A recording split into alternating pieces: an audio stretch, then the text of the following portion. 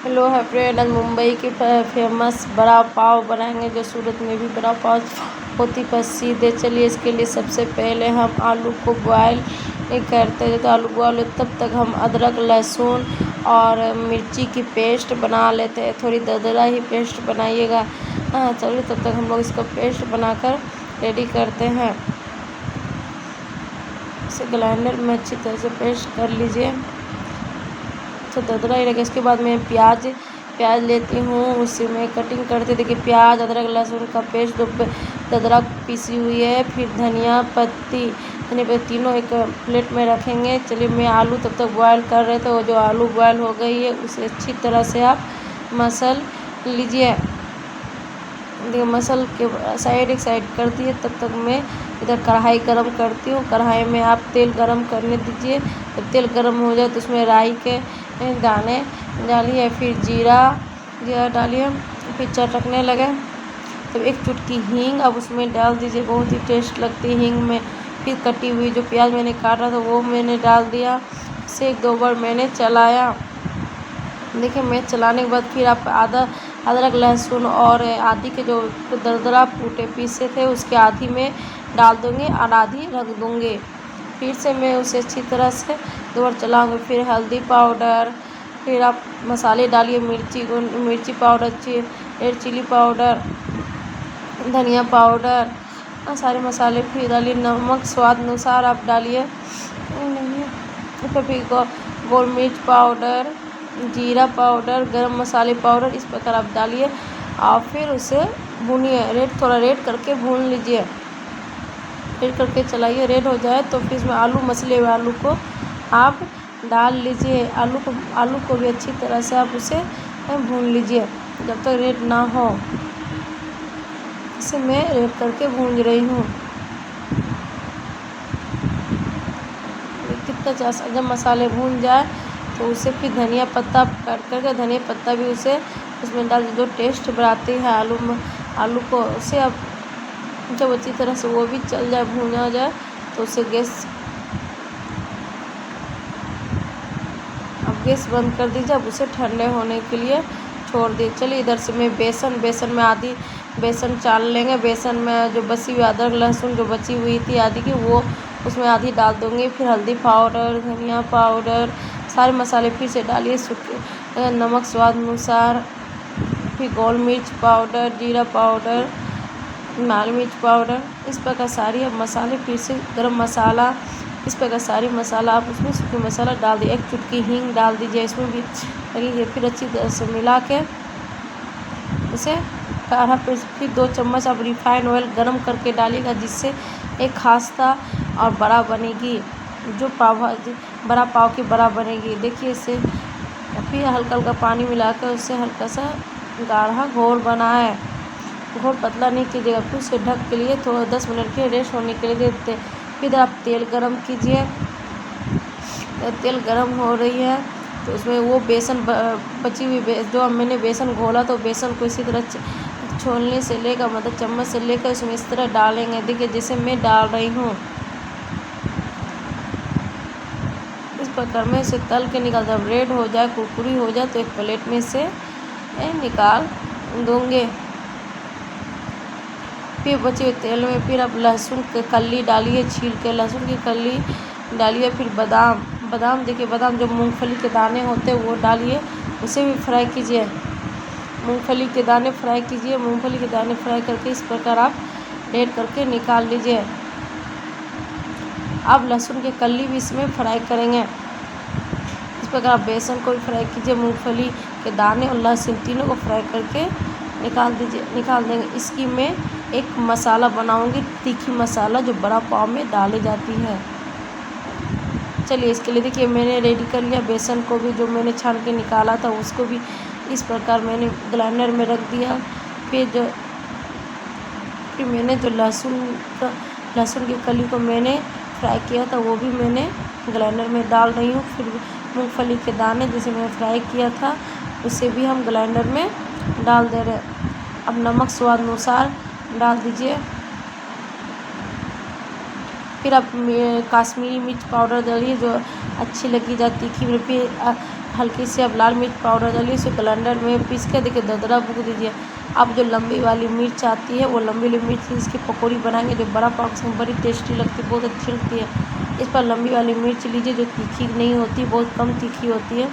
इस प्रकार से बीच में काट कर उसे आधे आप चीर दीजिए, चीरा कर दीजिए। जैसे इस प्रकार देखिए जैसे मैंने कर रही हूँ।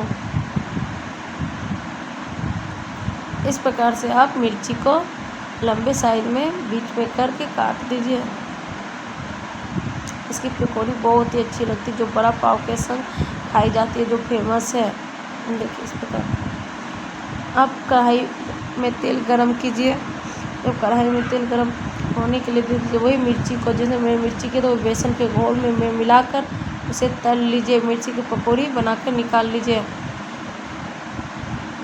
जो मैंने बेसन में घोला था उसी में मिर्ची पकौड़ी रख के उसी तरह तल के मैंने उसे तल लिया। देखिए कैसे मैं तल रही हूँ।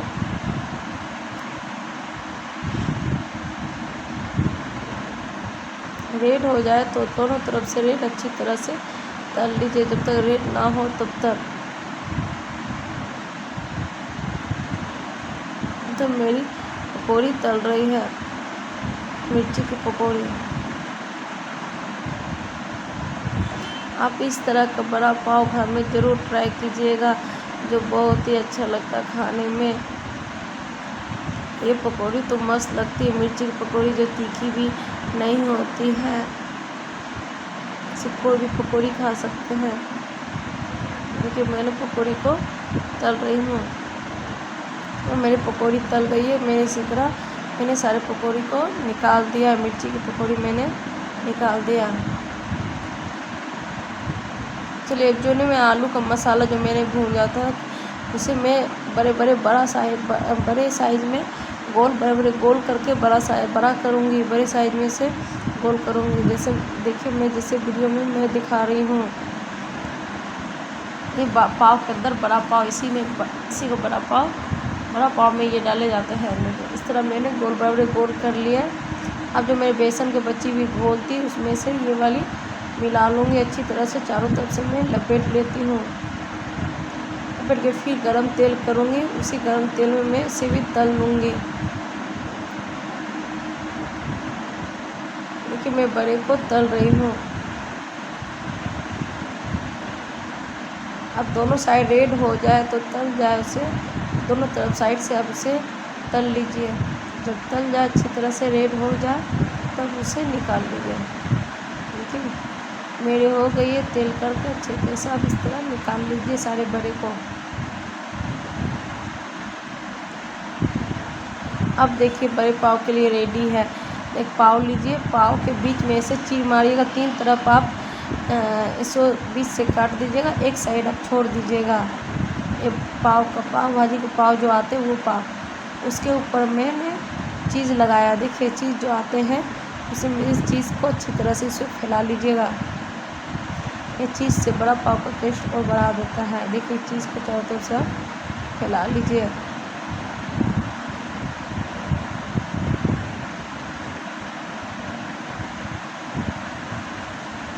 इस प्रकार आप चीज़ को फैला लिए। फिर उसके ऊपर मैंने हरी चटनी, धनिया पत्ती की हरी चटनी जो मैंने घर में बनाया था, आप लोग भी धनिया पत्ती की हरी चटनी बना लीजिए।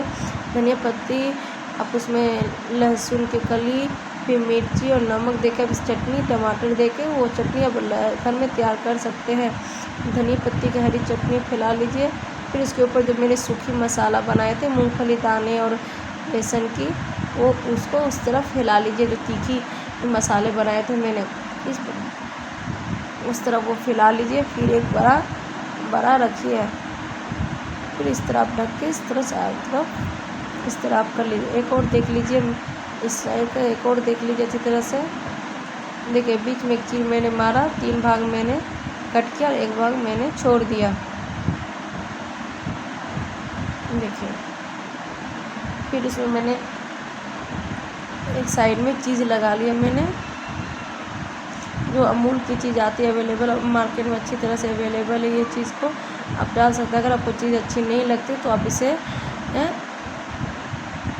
छोड़ सकते हैं। इस प्रकार देखिए मैंने फैला लिया। फिर मैंने धनिया पत्ते की हरी चटनी का जो घर में तैयार किया तो वो फिर से मैंने इस चारों तरफ से फैला लिया। इसके बाद मैंने एक बड़ा फिर वो मैंने सूखी मसाला जो मैं मूँगफली दाने बना था फिर से उसे मैंने इसी तरह फिर से फैला लिया। फिर से आप एक बार देख सकते फिर मैंने बड़ा डाल दिया। बस इस तरह करके मेरे बड़ा पाव रेडी है। आप देखिए मैंने एक साइड कर दिया और जो मैंने पकौड़ी बनाया था मिर्ची की पकौड़ी वो मैंने इस तरह मैंने डाल दिया। देखिए इस प्रकार मैंने ले लिया। फिर मैंने हरी चटनी कटोरी में हरी चटनी के साथ हम लोग सर्व कर रहे हैं। फिर आप टोमेटो सॉस के संग भी खा सकते हैं, टोमेटो सॉस, या फिर आप घर में टमाटर की मीठी चटनी बना सकते हैं उसके संग भी सर्व। इस प्रकार मेरे बड़ा पाव रेडी है। वाह, आप इस प्रकार घर में ज़रूर ट्राई कीजिए और लाइक एंड सब्सक्राइब करना ना भूलिए ताकि और भी मैं भी नए नए वीडियो और भी इसी प्रकार और भी रेसिपी के साथ मैं आऊँ और आप लोगों को वीडियो यूट्यूब में डालूँ।